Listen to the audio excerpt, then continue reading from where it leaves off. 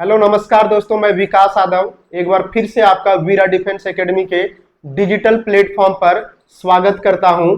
कल जैसा कि हमने देखा था दोस्त, मानव से संबंधित रोग, आज उसी लेक्चर को आगे बढ़ाने के लिए, उसी अधूरे भाग को पूरा करने के लिए, और वही अधूरा भाग नहीं केवल दोस्तों, आपके सपने जो अधूरे हैं उन अधूरे सपने को पूरा करने के लिए आज मैं वही बीमारी वाले चैप्टर को आगे लेकर आया हूं।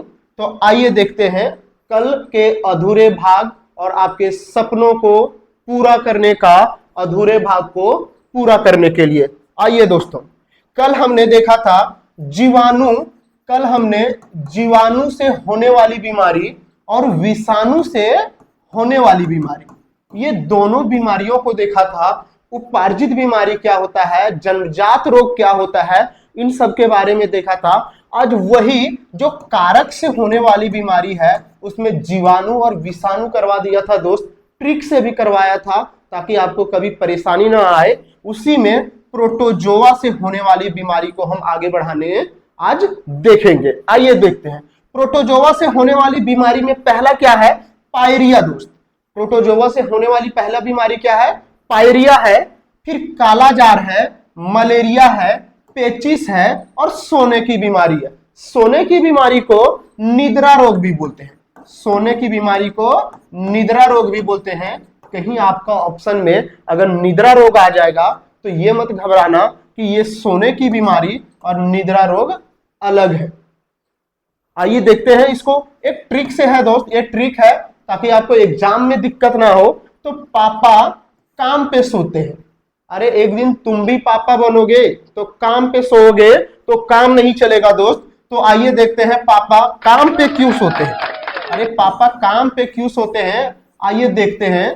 पापा काम पे इसलिए सोते हैं क्योंकि उसको बीमारी हो चुका है, इसलिए। अरे आपके पापा नहीं, जब आप पापा बनेंगे वो पापा की बात कर रहे हैं दोस्त। देखो, पापा काम पे सोते हैं तो पापा में पापा से हो जाएगा पायरिया।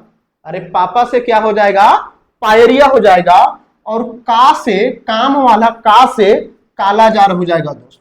काम वाला का से क्या हो जाएगा, कालाजार हो जाएगा।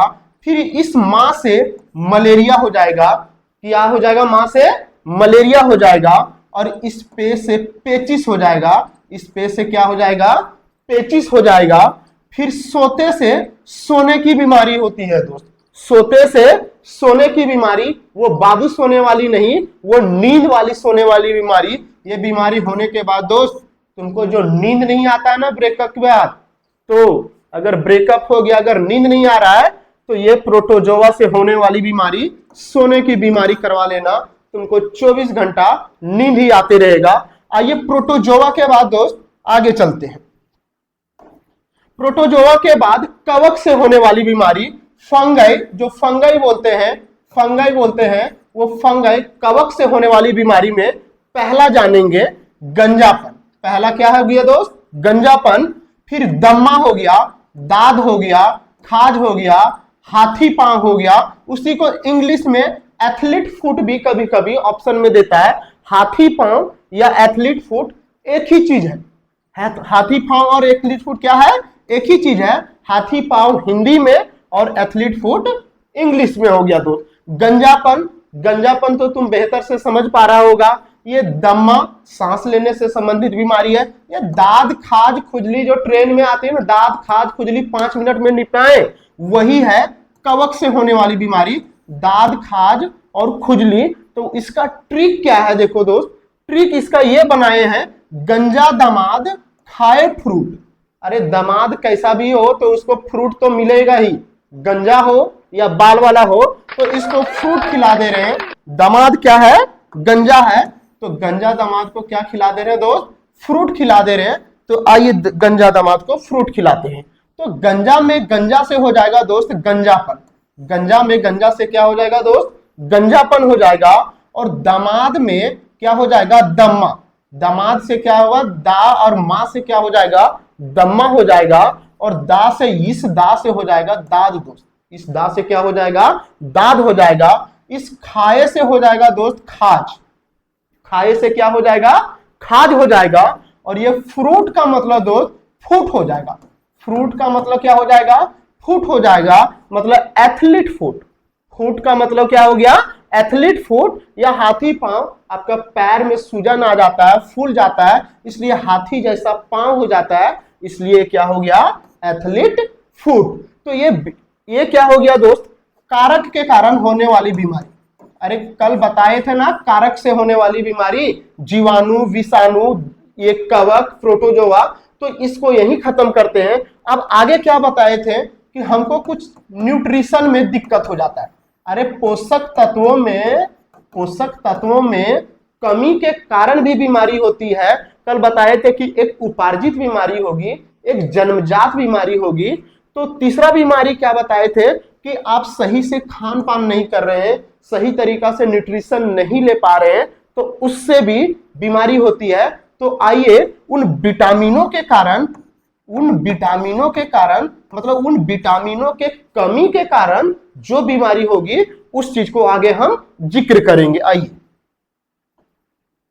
ये देखिए, विटामिन की कमी से होने वाली बीमारी तथा उसके रासायनिक नाम।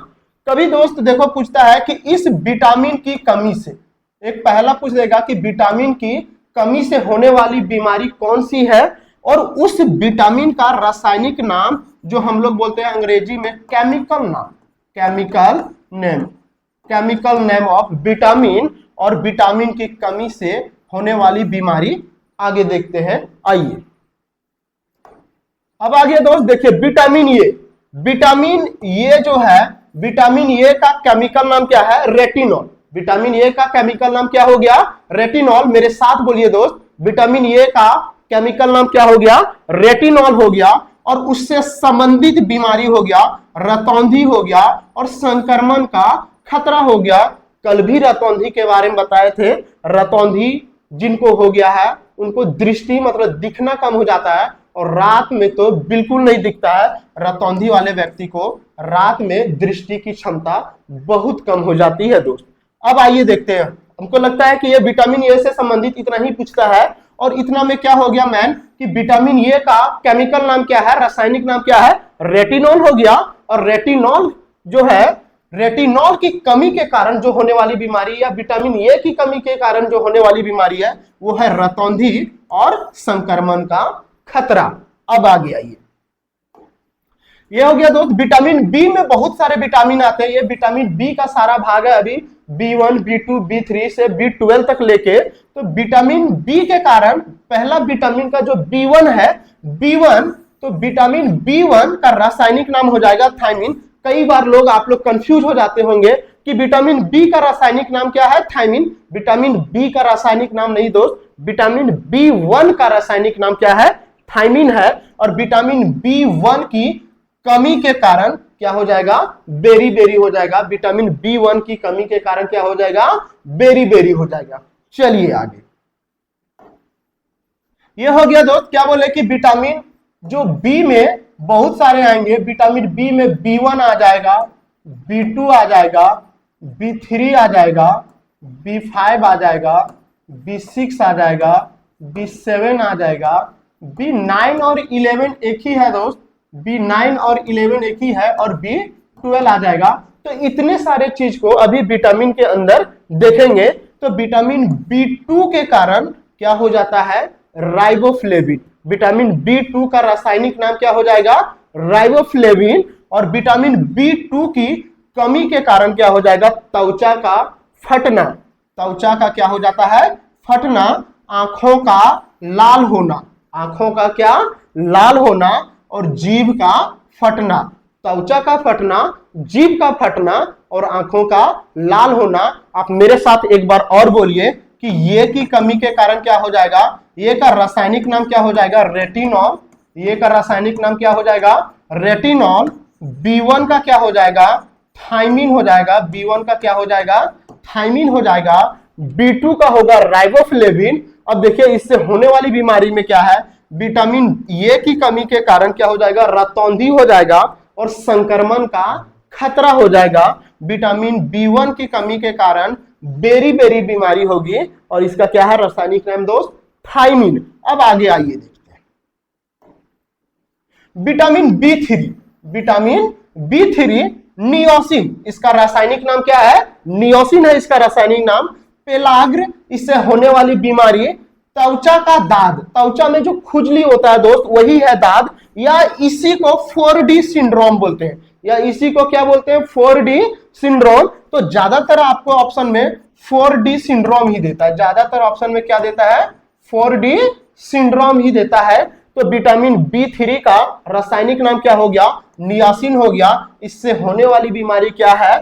पेलाग्र है, त्वचा दाद उसी का नाम है, और 4D सिंड्रोम इसी का नाम है। तीनों में से कोई भी आपको ऑप्शन में दे सकता है।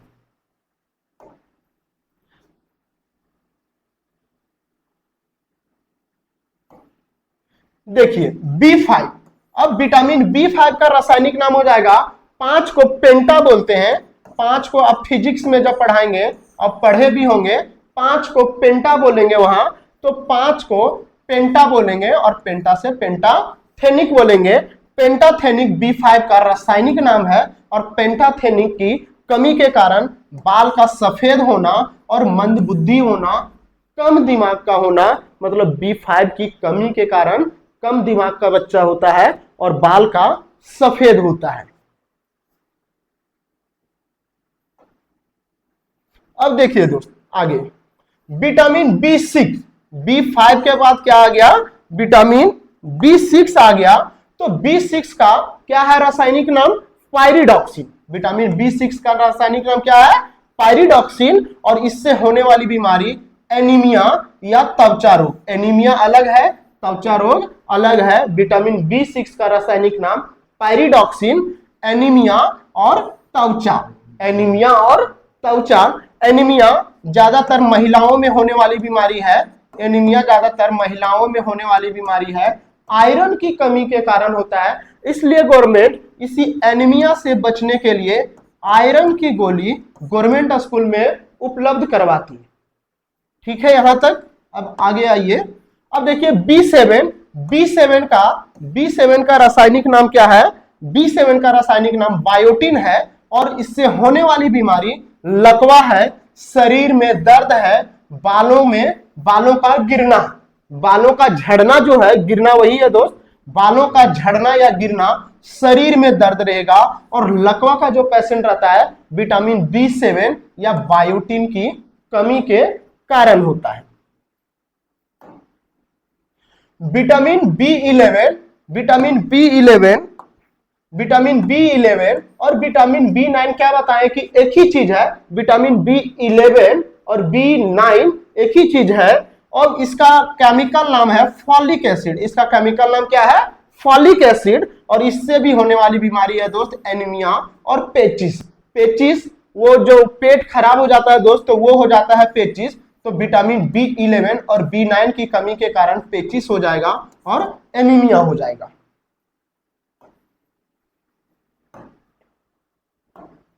अब देखिए विटामिन B12, अब विटामिन B में कितना बता दिए दोस्त, ये B12 लास्ट है विटामिन का। तो ये क्या हो गया? B1 हो गया, B2 हो गया, B3 हो गया, मेरे साथ बोलिए, B1 हो गया, B2 हो गया, B3 हो गया, B5 हो गया, B6 हो गया, B7 हो गया, B9 और B11 हो गया। अब आ गया क्या दोस्त? B12। तो B12 को साइनोकोबालामिन, B12 का साइबोकोबालामिन। और यहां पूछता है दोस्त, देखिए ये साइनोकोबालामिन का सीधा सीधी पूछता है कि किस के कारण ये जो पांडु रोग होता है, कोबाल्ट के कारण, कोबाल्ट, इसको कोबाल्ट भी बोला जाता है, विटामिन B12 को कोबाल्ट भी बोला जाता है। तो ये कोबाल्ट भी है दोस्त, ये कोबाल्ट भी है, ये कोबाल्ट भी है। विटामिन B12 साइनोकोबालामिन इसका रासायनिक नाम हो गया, और इससे होने वाली बीमारी क्या हो गया? होने वाली बीमारी पांडु रोग हो गया। क्या हो गया? पांडु रोग हो गया। अब आइए देखिए, अभी तक क्या जान चुके हैं हम? अभी तक जान चुके हैं कि विटामिन ए से होने वाली बीमारी, विटामिन बी में जितना भी था उससे होने वाली बीमारी। अब ये खत्म हो गया दोस्त, ये खत्म हो गया, बी खत्म हो गया। अब आ गया विटामिन सी। विटामिन सी की कमी के कारण हो जाएगा अस्कर्वी, मसूड़े का फूलना, अस्कर्वी या मसूड़े का फूलना। और इसको बोलेंगे केमिकल नाम में अस्कॉर्बिक एसिड। सी का रासायनिक नाम क्या है? Ascorbic acid. मेरे साथ बोलिए, 2 बार बोलिए, अस्कॉर्बिक एसिड, अस्कॉर्बिक एसिड। और इससे होने वाली बीमारी है अस्कर्वी और मसूड़े का फूलना, अस्कर्वी और मसूड़े का फूलना।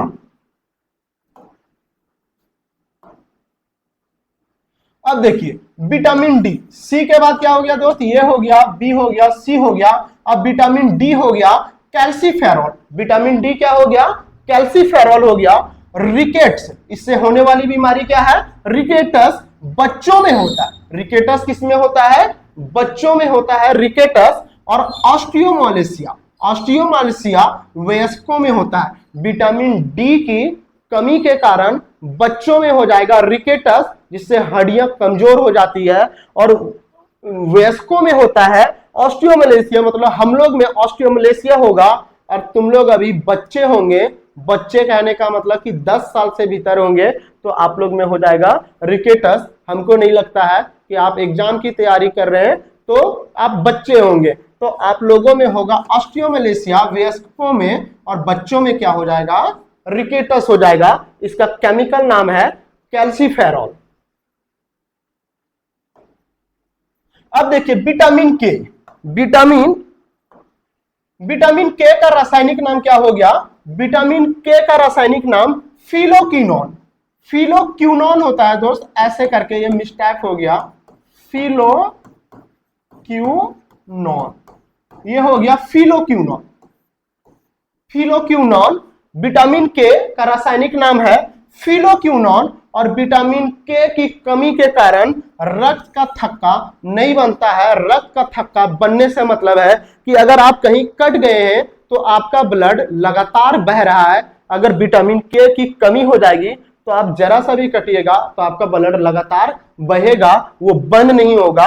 तो वही है, विटामिन के की कमी का कारण रक्त का थक्का जो जमता है ब्लड, वो ब्लड नहीं जमेगा दोस्त। तो ये था बीमारी, और बीमारी से संबंधित आज ये चैप्टर खत्म होता है दोस्त।